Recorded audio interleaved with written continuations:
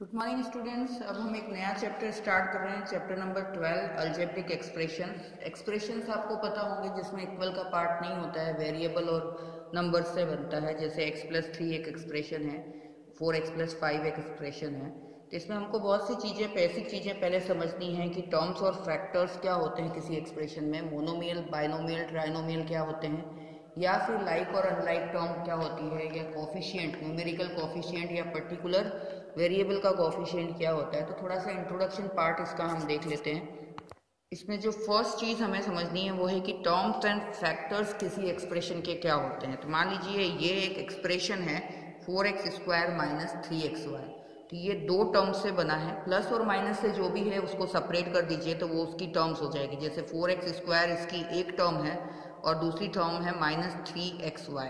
तो ये जो एक्सप्रेशन है 4x² माइनस 3xy, ये एक्सप्रेशन दो टर्म्स से बनी है, 4x² और -3xy। तो ये साइन भी आपको साथ में लेके चलना है। अब इसके फैक्टर्स, जैसे हम पहले निकालते हैं ना कि 28 का फैक्टर निकालना है तो हम इस तरह से बॉक्स बना के उसको फैक्टराइज करते थे, उसी तरह से इस टर्म के अगर हम फैक्टर निकालें तो ये तीन चीज़ों से बना है, 4 into x into x, x² यानी x दो बार मल्टीप्लाई हो रहा है तो इसके फैक्टर्स हुए 4x और x। और अगर इसका फैक्टर देखें तो इसके फैक्टर भी तीन है, -3x और y। इन तीनों को मल्टीप्लाई करें तो -3xy आएगा।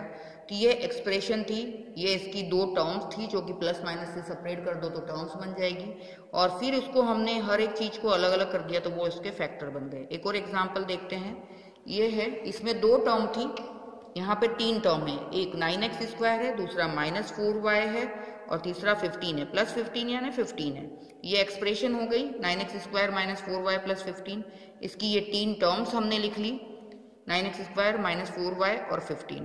तब इसका जब हम फैक्टर निकालेंगे तो इसका होगा 9 इंटू एक्स इंटू एक्स, इसका होगा -4 इंटू वाई और 15 का फैक्टर 15। इसको और आगे फैक्टराइज करने की जरूरत नहीं है कि 3 इंटू 5 या 2 इंटू 2 या 3 इंटू 3।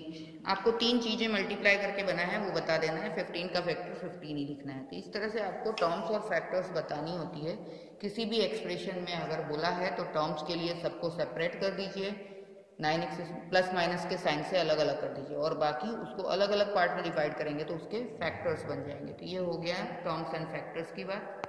नेक्स्ट टॉपिक आता है कि कोफिशिएंट क्या होता है। तो कोफिशिएंट भी अलग अलग तरह के हम देखेंगे कि न्यूमेरिकल कोफिशिएंट होता है, कोफिशिएंट ऑफ x होता है, कोफिशिएंट ऑफ x² होता है, कोफिशिएंट ऑफ y होता है, कोफिशिएंट ऑफ p होता है। तो डिपेंड करता है कि पूछा क्या है। जैसे ये अगर आप देखेंगे एक्सप्रेशन है 8x² प्लस 3y, तो ये दो टर्म से बना है, 8x² और 3y से। अब इसका न्यूमेरिकल कोफिशिएंट पूछा है। कोफिशिएंट मतलब वेरिएबल के अलावा, न्यूमेरिकल कोफिशिएंट मतलब वेरिएबल के अलावा जो भी आगे नंबर है वो उसका न्यूमेरिकल कोफिशिएंट है। जैसे ये दो टर्म से बना है, एक तो 8x² और दूसरा +3y। तो इसमें एक कोफिशिएंट, न्यूमेरिकल कोफिशिएंट होगा 8 और इसमें होगा 3, क्योंकि वेरिएबल के अलावा जो भी नंबर आगे लिखा है वो क्या है, कोफिशिएंट है। दूसरी टर्म देखते हैं कि कोफिशिएंट ऑफ x बताना है। ये 4x² है, ये 5x है और ये -3 है। अब कोफिशिएंट ऑफ x बोला है यानी खाली x वाले का बताना है, ये x² और इसका नहीं बताना है। यहाँ हमको न्यूमेरिकल पूछा तो हमने सबका बता दिया जितनी भी टर्म्स थी। यहाँ खाली x का पूछा है तो x कहाँ आ रहा है, इस बीच वाली टर्म में आ रहा है। बीच वाली टर्म है 5x, तो इस x का कोफिशिएंट क्या होगा, 5। वापस अगर कोफिशिएंट ऑफ x पूछा है, दूसरा एग्जाम्पल देख रहे हैं, कोफिशिएंट ऑफ x यानी x किस टर्म में आ रहा है, इन दोनों में से 3xy में आ रहा है, तो इसका कोफिशिएंट बोला है तो x के अलावा बाकी बचे हुए सारे लिखने हैं। तो x के अलावा यहाँ पे 5 था तो 5 लिख दिया, यहाँ x के अलावा क्या बच रहा है, 3y, तो कोफिशिएंट ऑफ x क्या होगा, 3y। तो आपको ध्यान रखना है कि आपको न्यूमेरिकल कोफिशिएंट पूछे तो खाली आगे का नंबर लिखना है, और अगर किसी पर्टिकुलर चीज़ का कोफिशिएंट पूछे, जैसे यहाँ पे पूछा x का तो x का 5 हो गया, भले ये न्यूमेरिकल कोफिशिएंट है लेकिन यहाँ पे ये ओनली न्यूमेरिकल नहीं है, क्योंकि ये x के अलावा बाकी बचा हुआ सारा लिखना होता है। यहाँ पे कुछ था ही नहीं कि हमने खाली 5 लिखा, यहाँ x का कोफिशिएंट 3y होगा। इसी तरह से नेक्स्ट एग्जाम्पल में अगर 4x² y -7x है और कोफिशिएंट ऑफ x² लिखना है, तो x² इस टर्म में आ रहा है तो कोफिशिएंट ऑफ x² क्या होगा, 4y। x² को छोड़ के बाकी बची हुई चीज़ें, यहाँ पे 10x² है, कोफिशिएंट ऑफ y² लिखना है तो y² का कोफिशिएंट 10x आएगा, y² छोड़ के बाकी सब। अब एक और चीज़ देख लेते हैं, 8 - x है और कोफिशिएंट ऑफ x लिखना है। तो ये x कौन सी टर्म है, ये x नहीं है, ये क्या है, माइनस x है। तो वो चीज़ आपको ध्यान रखनी है। तो ये माइनस x है, x की कोफिशिएंट मतलब x वाली टर्म है ये, जो कि माइनस x है। अब x के आगे कोई नंबर नहीं है, यानी क्या है 1, तो इसका कोफिशिएंट क्या होगा, -1। ये माइनस आपको भूलना नहीं है। ये जो टर्म है 2 टर्म से बना है, 8 एंड -x। तो -x का अगर हम कोफिशिएंट निकालेंगे तो x के आगे कोई नंबर नहीं है, यानी वो 1 होगा, और माइनस साइन लगा है यानी -1 होगा। गलतियां यही होती हैं, हम माइनस साइन भूल जाते हैं। ठीक है, तो ये हो गया सेकंड टॉपिक जिसमें आपको कोफिशिएंट बताने थे। नेक्स्ट जो टॉपिक है वो है लाइक और अनलाइक टर्म। लाइक टर्म कब होती है, जबकि वेरिएबल सेम हो और उसके ऊपर की पावर भी सेम हो। जैसे यहाँ हम ये ढेर सारे हमको टर्म्स दी हुई है, अब इसमें से हमको लाइक टर्म को अलग करना है। तो पहली अगर हम देखें तो x है, इसका वेरिएबल x है, पावर भी 1 है। तो इसके जैसा और कौन सा है, x जिसपे कि x लिखा हो ओनली। तो यहाँ पे देखेंगे तो ये है, तो ये दोनों लाइक टर्म हो गई, -14x और 12x। दूसरा नंबर देखें तो y वाला है, -25y। तो y वाला और का कौन सा है, ये रहा। ये दोनों लाइक टर्म हो जाएंगे, ये फर्स्ट, सेकंड हो गया -25y एंड 16y, ये भी लाइक टर्म हो गई। अब और देखें तो अब x पे पावर 2 है, तो x की पावर 2 वाला कौन कौन सा है, ये है, ये है, ये है। लेकिन ये लाइक नहीं होंगे क्योंकि इसमें y भी है, यहाँ पे y भी है, तो ये नहीं होंगे। तो 5x² और -x²। तीसरी लाइक टर्म हो गई 5x² एंड -x²। अब ये ऊपर के तो कर दिया, नीचे वाले देखने हैं। अब ऐसा देखना है जिसमें x की पावर 2 हो और y हो। तो x की पावर 2 और y यहाँ आ रहा है, तो ये दोनों होंगे। अब आपको सीक्वेंस नहीं देखना है कि यहाँ तो x² y था, यहाँ y x² है, तो कैसे चलेगा, ऐसा भी होता है।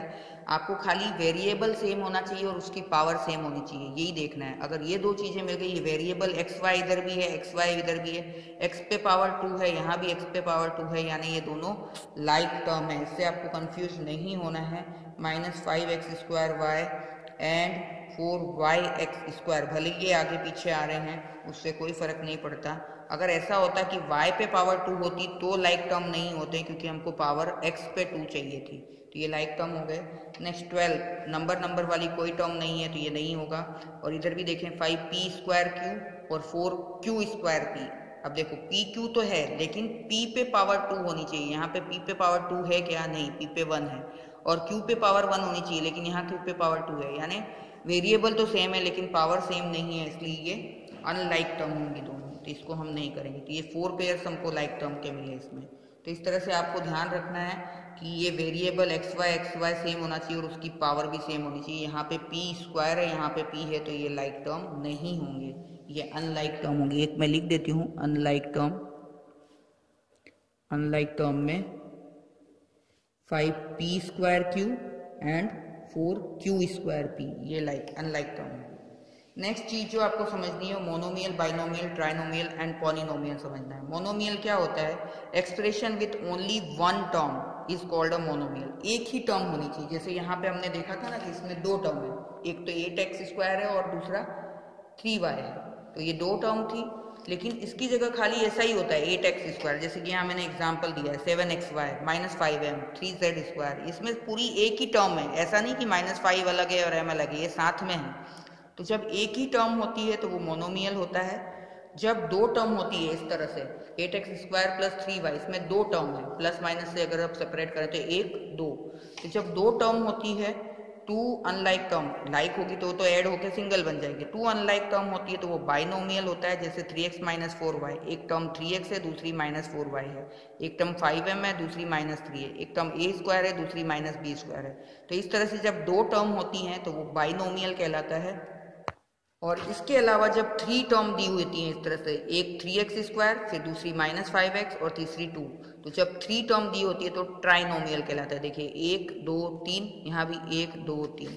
और इसके अलावा एक्सप्रेशन विथ 1 और मोर टर्म्स, तो उन सबको हम क्या बोलते हैं, पॉलिनोमियल। एक या एक से ज़्यादा टर्म वाले कॉमनली पॉलिनोमियल कहलाते हैं। एक टर्म मोनोमियल होता है, 2 टर्म बाइनोमियल होता है, 3 टर्म ट्राइनोमियल होता है, लेकिन कॉमनली इन सबको हम क्या बोलते हैं, पॉलिनोमियल। तो मोनो, बाय और ट्राई तीनों, ये तीनों भी पॉलिनोमियल हैं। तो ये आपका बेसिक इंट्रोडक्शन था। लाइक अनलाइक टर्म क्या है, मोनो बाय ट्राई क्या होते हैं, पॉलिनोमियल क्या होते हैं। किस तरह से लाइक और अनलाइक टर्म को सेपरेट किया जाता है, फैक्टर्स और टर्म्स क्या होते हैं और कोएफिशिएंट क्या होता है। तो उसी बेसिस की पे आपकी एक्सरसाइज 12.1 है, जिसका कि फर्स्ट क्वेश्चन है कि get the algebraic expression for the following, यानी इसको पहले आपको एक्सप्रेशन में कन्वर्ट करना है, स्टेटमेंट दिया हुआ है। इसका जो फर्स्ट क्वेश्चन है subtraction of z from y, तो फ्रॉम के बाद वाली चीज पहले लिखी होगी कि सब्ट्रैक्ट 3 फ्रॉम 5, तो 5 माइनस 3 करेंगे, 5 में से 3 माइनस करना है। उसी तरह से यहाँ भी है कि subtraction of z from y, यानी फ्रॉम के बाद वाली चीज पहले आएगी, फ्रॉम या टू के बाद y में से क्या सब्ट्रैक्ट करना है z, तो एक्सप्रेशन क्या बनेगी y माइनस z। नेक्स्ट है 1/2 of the sum of numbers x and y।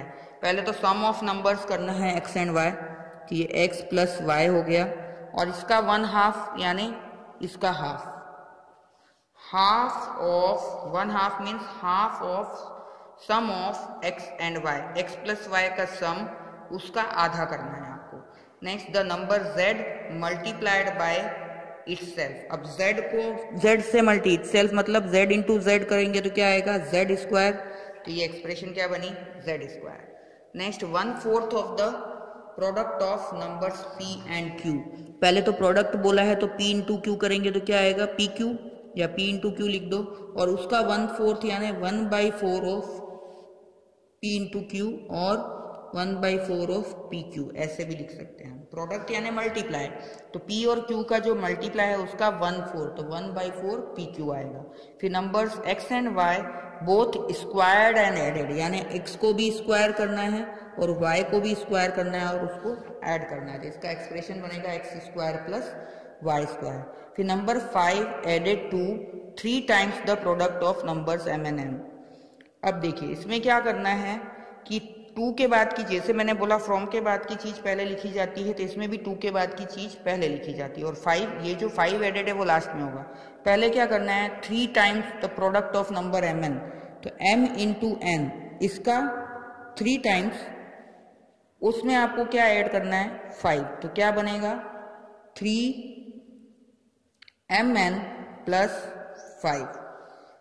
5 add करना है 3 times of product of numbers m and n। ये एडिशन में क्लोजर प्रॉपर्टी होती है, ये आगे पीछे से भी फर्क नहीं पड़ता है, लेकिन जनरली अगर आपको आंसर ऐसे दिया है तो कोई फर्क नहीं पड़ता, लेकिन आपको ध्यान ये रखना है कि 2 और फ्रॉम के बाद की चीज पहले लिखनी है। तो प्रोडक्ट ऑफ m n का 3 टाइम्स, m इंटू n करेंगे प्रोडक्ट मतलब, और उसका 3 टाइम्स, उसमें आपको ऐड करना है 5, यानी 3mn प्लस 5 होगा। नेक्स्ट हमें product of numbers y and z subtracted from 10। अब फ्रॉम 10 है तो 10 पहले आएगा, और उसमें से क्या सब्ट्रैक्ट करना है product of number x and y, यानी x और इंटू y करना है, तो इसका क्या होगा 10 माइनस xy, ये आएगा। प्रोडक्ट मतलब मल्टीप्लीकेशन, सॉरी yz है ये, xy नहीं है yz है, तो यहाँ पे y और z लिखेंगे, तो 10 माइनस yz, यहाँ yz लिखा था, गलती से मैंने xy लिख दिया था, तो मतलब प्रोडक्ट ऑफ नंबर y और z को 10 में से मल्टीप्लाई करना है, तो 10 पहले आएगा, क्योंकि यहाँ फ्रॉम लिखा है तो फ्रॉम के बाद वाली चीज पहले लिखनी है। 10 माइनस वाई इंटू जेड, तो 10 माइनस वाई जेड होगा। और फर्स्ट क्वेश्चन का लास्ट जो है sum of numbers a and b subtracted from their product, यानी a और b का जो सम है उसको किस में से, फ्रॉम के बाद वाली चीज पहले आएगी, देयर प्रोडक्ट यानी a इंटू बी करेंगे तो a b आएगा, a b minus a plus b, ये करना है। मतलब देयर प्रोडक्ट यानी ए और बी का product a into B A B हो जाएगा, उसमें से क्या सब्ट्रैक्ट करना है इन दोनों का सम, तो a प्लस बी। यह आपकी एक्सप्रेशन बने तो क्वेश्चन 1 तक और इंट्रोडक्शन पार्ट आपको कंप्लीट करके मुझे भेजना है, फिर आगे का हम बाद में करेंगे। Thank you.